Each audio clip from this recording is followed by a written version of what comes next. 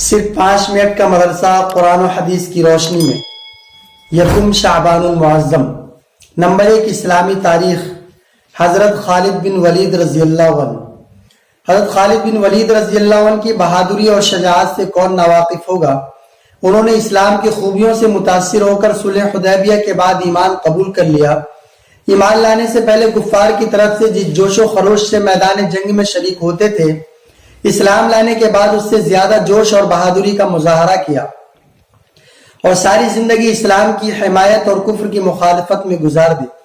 ایمان لانے کے کچھ ہی عرصے بعد 8 ہجری میں غزوہ موتا کا واقعہ پیش آیا، جس میں مسلمانوں کے امیر زید بن حارثہ رضی اللہ عنہ، جعفر بن ابی طالب رضی اللہ عنہ اور عبداللہ بن رواحہ رضی اللہ عنہ باری باری شہید ہو گئے۔ پھر حضرت خالد بن ولید رضی اللہ عنہ امیر بنائے گئے اور اللہ تعالیٰ نے ان کے ہاتھوں مسلمانوں کو فتح عطا فرمائی۔ فتح مکہ کے موقع پر بھی رسول اللہ صلی اللہ علیہ وسلم نے ان کو لشکر کے ایک حصے کا امیر بنایا۔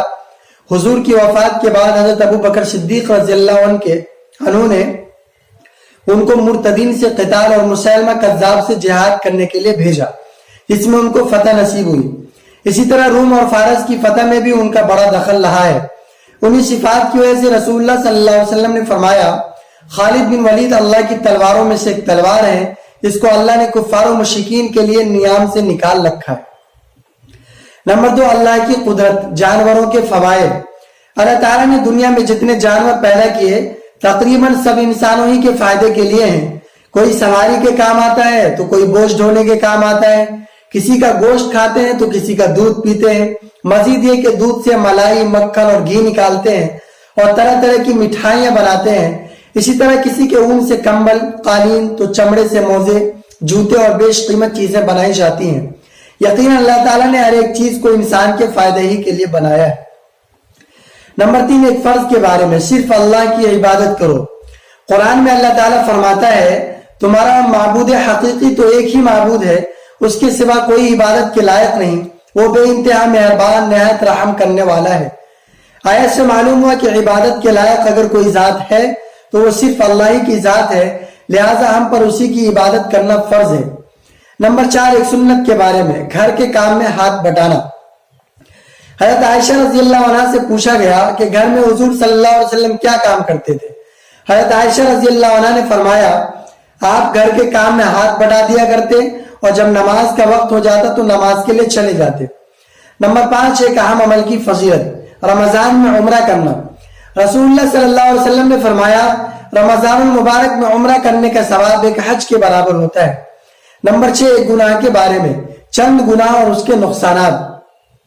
رسول اللہ صلی اللہ علیہ وسلم نے فرمایا، 4 گناہ ایسے ہیں جن کے کرتے وقت آدمی کا ایمان نکل جاتا ہے۔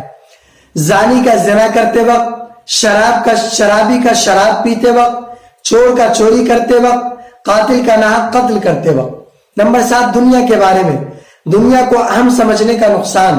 رسول اللہ صلی اللہ علیہ وسلم نے فرمایا، لا الہ الا اللہ بندوں کو اللہ تعالیٰ کی ناراضگی سے اس وقت تک محفوظ رکھتا ہے جب تک کہ وہ دنیا کے مقابلے میں دین کو زیادہ اہم سمجھے، اور جب وہ دنیا کو اہم سمجھنے لگیں گے تو لا الہ الا اللہ بھی ان پر لوٹا دیا جائے گا اور یہ کہا جائے گا کہ تم جھوٹ بولتے ہو۔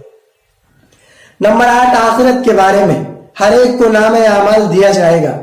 قرآن میں اللہ تعالیٰ فرماتا ہے، ہم نے ہر انسان کا اچھا یا برا عمل اس کے گلے کا ہار بنا رکھا ہے، اور قیامت کے دن اس کا نام اعمال نکال کر پیش کر دیں گے، جس کو وہ کھلا ہوا پائے گا۔ کہا جائے گا کہ تو اپنا نام اعمال پڑھ لے، آج تو خود ہی اپنا حساب کر لینے کے لیے کافی ہے۔ نمبر 9، طب نبوی سے علاج، شہد اور قرآن سے شفا۔ رسول اللہ صلی اللہ علیہ وسلم نے فرمایا، تم اپنے لیے شفا کی 2 چیزوں یعنی شہد اور قرآن کو لازم پکڑ لو۔ نمبر 10، قرآن کی نصیحت۔ قرآن میں اللہ تعالیٰ فرماتا ہے، تم میری نعمتوں پر مجھے یاد کرو، میں بھی تمہیں یاد کروں گا، اور میرے احسانات کا شکر ادا کرو اور نافرمانی مت کرو۔ اللہ تعالیٰ ہمیں عمل کی توفیق عطا فرمائے۔